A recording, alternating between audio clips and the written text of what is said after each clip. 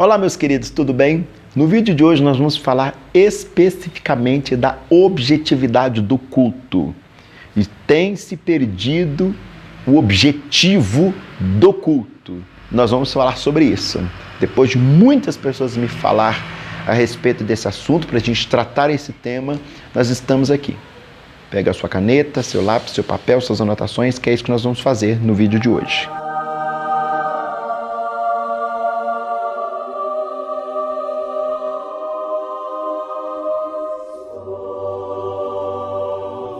Em 1 Coríntios, capítulo 14, verso 26, diz assim a palavra de Deus: Que fareis, pois, irmãos? Quando vos ajuntais, cada um de vós tem salmo, tem doutrina, tem revelação, tem língua, tem interpretação. Faça-se tudo para edificação. Eu não vou tratar o resto dos contextos, do que ele vai entrar a respeito das línguas, mas eu vou tratar especificamente da objetividade do culto. O nosso culto pentecostal, sobretudo os assembleianos, é demarcado em 4 pilares. Eu já fiz um vídeo sobre isso, os 4 pilares da liturgia evangélica. A gente louva, a gente oferta, a gente prega e a gente ora, né? E no meio disso tudo tem também as chamadas oportunidades. É quando o pastor que preside o culto dá o microfone às pessoas para ministrar um louvor, um testemunho, uma rápida pregação, uma rápida saudação. E isso é muito bonito, porque o culto se transforma num culto do povo, o povo que cultua a Deus. As pessoas não vão mais para a igreja, no nosso contexto pentecostal, num culto clericalista, onde só o clero faz o culto e a gente é mero espectador, a gente vai apenas para assistir o culto. Não, a gente vai lá fazer o culto a Deus, o sentido objetivo, porque aí o povo canta, é o povo que ora, é o povo que dá testemunho, é o povo que prega, é o povo que ministra. E o pastor preside. E isso é muito bonito, isso é muito lindo numa liturgia, a acolhida do povo como um todo diante do Deus Todo-Poderoso, dos adoradores ao Deus adorado. Dentro desse programa a gente enfrenta, sobretudo nos dias de hoje, um problema clássico, que é a não objetividade quando se dá a oportunidade às pessoas. Tudo é lindo, essa liturgia é linda, enriquecedora, né? Mostra inclusive o brilho da multiforme graça de Deus sobre aquilo que Ele ministra, sobre cada um de nós.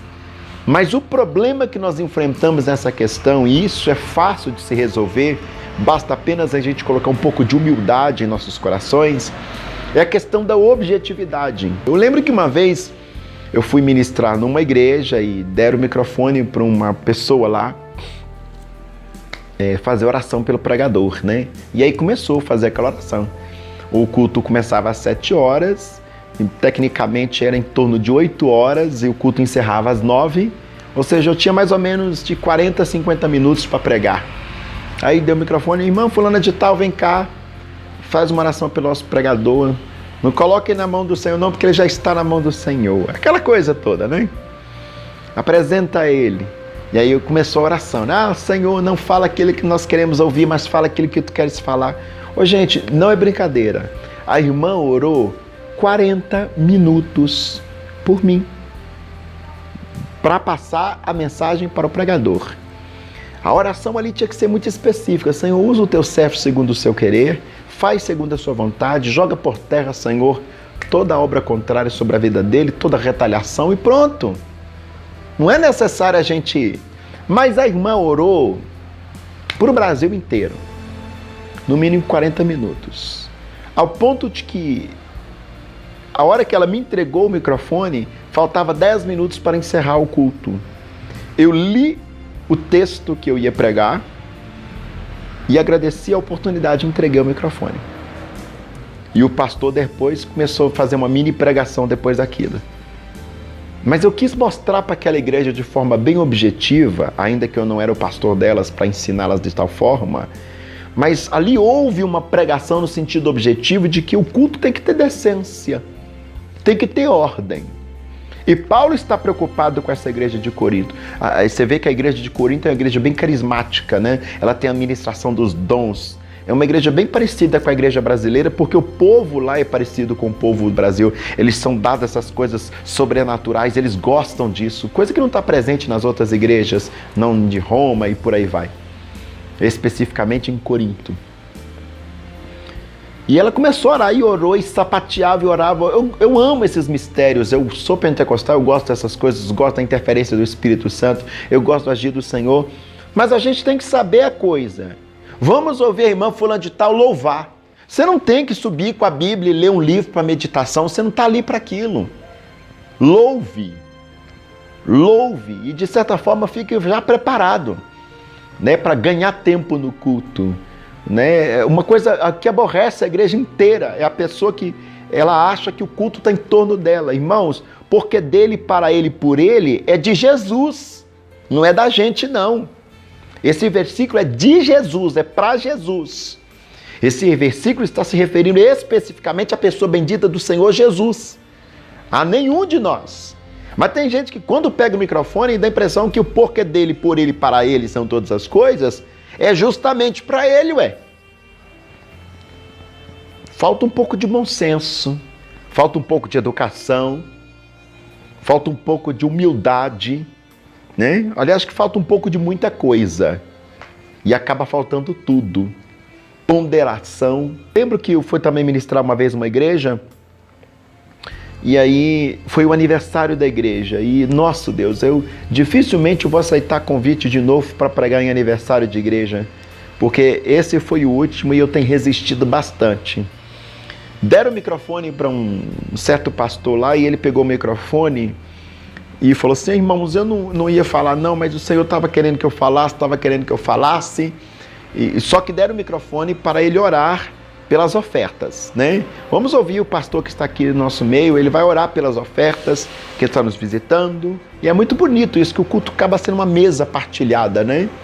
Eu gosto desse estilo da liturgia pentecostal, a mesa está ali, todo mundo partilha, não há o centro ali é Cristo, e a igreja, ela compartilha entre os irmãos, isso é muito bonito. E aí o pastor pegou o microfone e falou assim: irmãos, eu não ia falar não, esse que recebeu a oportunidade para orar pelas ofertas. Eu não ia falar não, mas o Senhor mandou falar, e eu estava esperando uma brecha para falar, e aí ficou na minha cabeça, mas aí eu esperando, ele vai falar alguma coisa sobre os dízimos, as ofertas, o Senhor quer interagir nessa hora. Mas não, ele falou uma coisa que não tinha nada a ver, não tinha nada com nada, não tinha nada com o tema do aniversário da igreja, não tinha nada a ver com o aniversário da igreja, não tinha nada com o texto que eu tinha preparado para ministrar, nada, não tinha nada, é uma coisa totalmente sem pé e sem cabeça. Gente, ele falou no mínimo uns 25 minutos, isso com 2 conjuntos para cantar, que eram convidados de igrejas co-irmãs, tinha uns pastores ainda para dar uma saudação, mas acho que tinha uma apresentação de coreografia também, e uma série de coisas, e ele ali tomando tempo, uns 25 minutos. Aí eu fico pensando aqui, e a gente, não é pecado pensar, até onde eu sei, crente pode pensar, né? Porque parece que pensar ofende algumas pessoas. É só você começar a pensar que uns crentes ficam por aí ofendidinho, né? Pensar não dói, pensar não paga, não estão cobrando imposto para pensar ainda, né? Até examinar e pôs as escrituras. Examinar, gente, é pensamento, é reflexão, é observação, né? Não é contemplação, é diferente. Eu fiquei pensando, peraí, mas se o Senhor quisesse que ele falasse aquilo mesmo, o Senhor mesmo, que é o dirigente do culto, não teria provido ou um meio, uma oportunidade para ele, né? Vamos ouvir o irmão fulano de tal fazer segundo o coração de Deus, né? Fazer aquilo que o Senhor propôs no seu coração. Aí se ele falaria aquilo? Mas peraí, acho que seria uma forma de testificar se o que eu recebi é de Deus e se não é, né? Eu recebi uma coisa de Deus, mas foi me dada uma oportunidade para as ofertas. Por que eu estou pegando isso aqui? Eu vou aproveitar isso e falar o que Deus está mandando. Se Deus está mandando, Ele garante, irmãos. A gente não precisa forçar a barra, não. Quem força a porta é Satanás. O Senhor está à porta e bate. Se alguém abrir, Ele entra. Mas Ele não força a porta. Isso aí é forçar. Você recebeu a oportunidade para orar pelas ofertas. A paz do Senhor, igreja. Fiquem de pé, vamos orar pelas ofertas. Senhor, abençoa as ofertas, abençoa, multiplica e tal. Só isso. Você não tem que falar mais nada. Foi te dada a oportunidade para falar sobre as ofertas. E essa não objetividade do culto torna o culto cansativo. Enfada. Irmãos, e vamos ser honestos. Onde Deus está, não há enfado. O enfado geralmente está onde está a vaidade, onde está o pecado. Porque o pecado enfada, a vaidade enfada. Mas quando Deus está falando, não enfada. É verdade que tem uns cultos que os pregadores estendem um pouquinho mais o tempo, mas você vê que Deus está fluindo, Deus está tratando com a sua igreja. E isso é muito bonito. Essa não delimitação do poder de Deus. Mas ao mesmo tempo, é necessária a observância da objetividade para aquilo que você foi colocado. Vamos ouvir a irmã fulana de tal que vai louvar. Aí ela sobe lá. Antes de louvar, eu queria deixar um versículo para meditação, mas não foi te dada oportunidade para fazer meditação nenhuma. Foi te dada oportunidade para você louvar. Então louva. Ah, mas antes de louvar, eu quero contar um testemunho. Não foi te falado. Primeiro que para contar testemunho, primeiro você tem que contar o testemunho para o pastor. E o pastor que vai verificar se aquilo é testemunho ou não. Porque a gente sabe que existe uma diferença muito grande entre testemunho e testemunho. Bênçãos de ostentação, por exemplo, não é testemunho, é testemunho. Você está querendo aparecer. Ah, eu quero agradecer a Deus que meu filho passou no vestibular. Tá. Ele fez mais que obrigação passar no vestibular. Porque se ele passou no vestibular é porque ele estudou. Porque o Espírito Santo não desceu lá no momento da prova e abriu a mente dele, porque isso é fraude.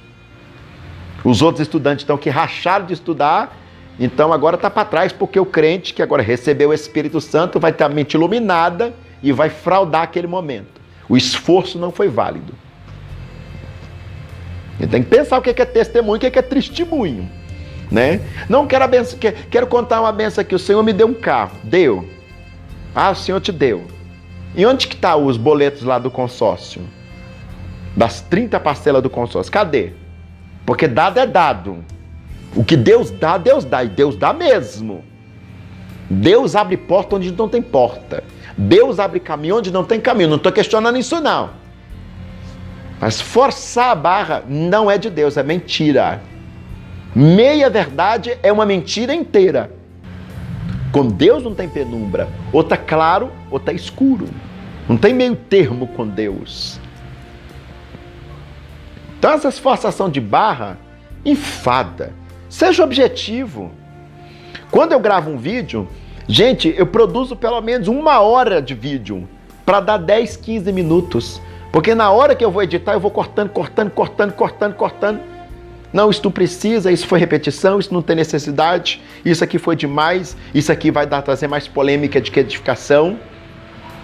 E começa uma opinião em cima do púlpito, e ali ele vai trazendo a bênção dele, o testemunho dele, e começa a falar, e começa a constranger todo mundo, e começa aquele desespero, e tem um conjunto para louvar, e tem a coreografia para apresentar, tem não sei o quem para ser apresentado, uma criança, e tem as ofertas para colher, e o cara tá lá no púlpito, tá lá no microfone. Querido, sai de cena, deixa Deus brilhar. O centro do culto é Cristo. Seu nome não é Cristo. Você pode até chamar Jesus, mas seu nome não é Cristo. Vê se você percebe. Então Paulo está dizendo, olha, cada um de vocês pode trazer alguma coisa. E Paulo parece até gostar disso. Porque ele não constrange, pelo contrário, ele valoriza. Cada um de vocês, um tem salmo, outro tem profecia, outro tem revelação, outro tem língua, outro tem interpretação.